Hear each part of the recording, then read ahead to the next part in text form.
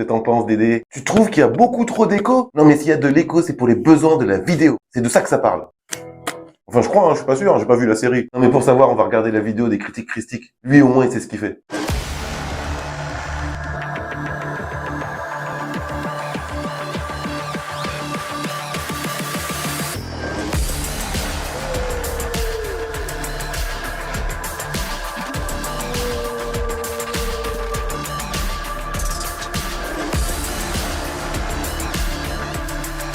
Bonjour et bienvenue dans les critiques christiques. Tout le monde passe une bonne journée ou une bonne soirée? C'est rhétorique, je vous entends pas, donc... Aujourd'hui, je vais faire une critique rapide pour parler du dernier méfait de Marvel. Cette mini-série en 5 épisodes d'une quarantaine de minutes, j'ai nommé Echo. Ah là là, la phase 1, 2, 3 du MCU, qu'est-ce que vous me manquez? On a passé de très bons moments ensemble. Mais hélas, c'est bien fini tout ça. Allez, la suite mérite.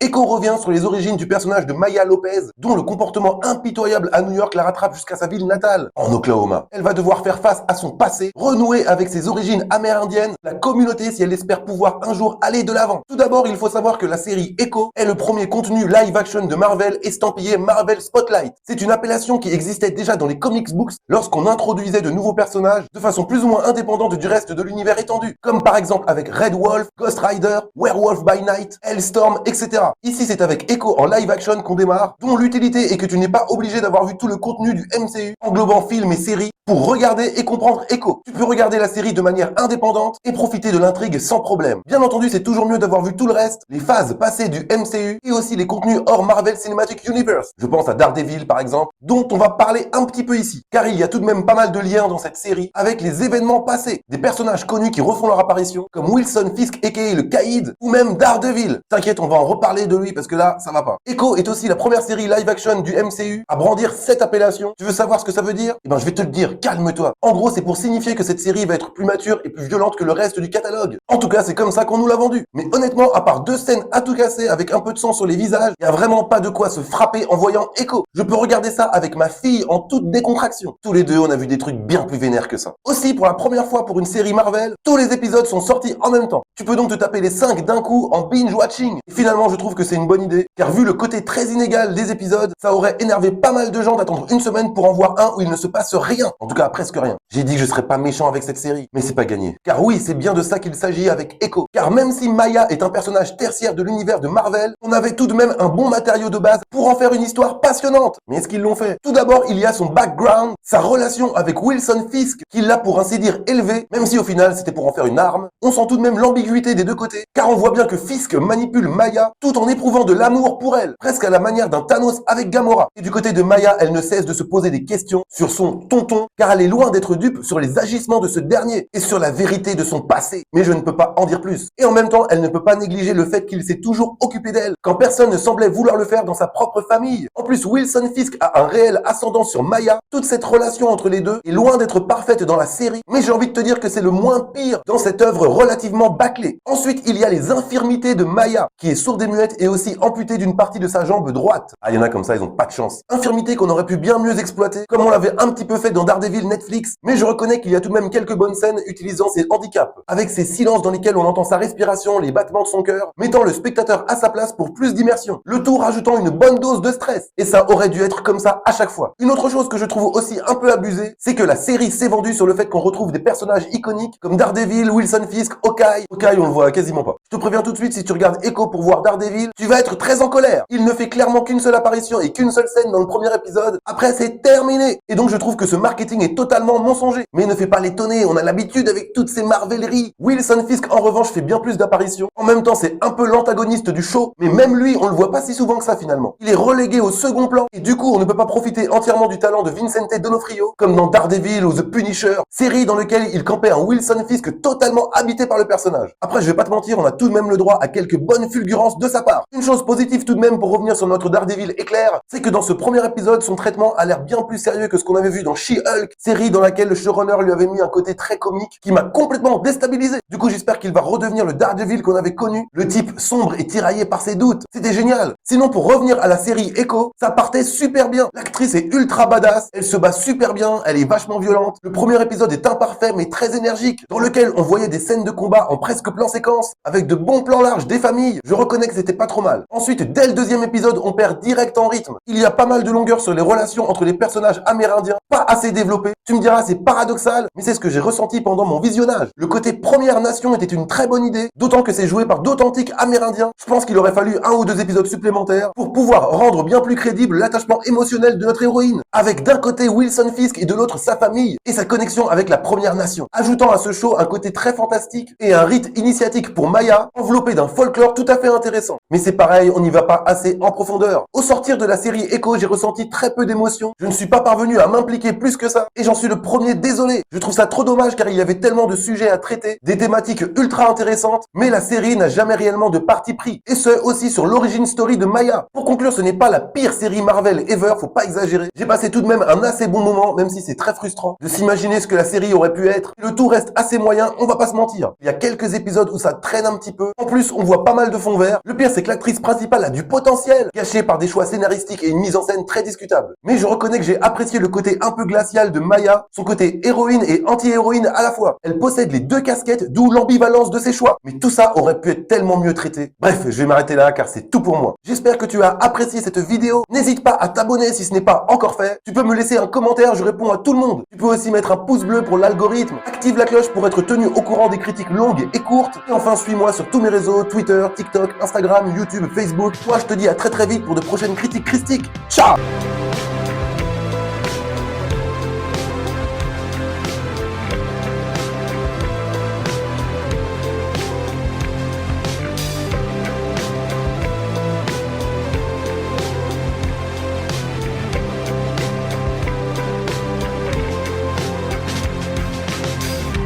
Ça y est Dédé, je viens de voir la vidéo des critiques christiques sur la série Echo. Mais à aucun moment il mentionne l'écho sur la guitare. Moi je croyais que la série c'était une comédie musicale. Moi je suis hyper déçu. Non, je regarde plus les critiques christiques, hein, c'est terminé.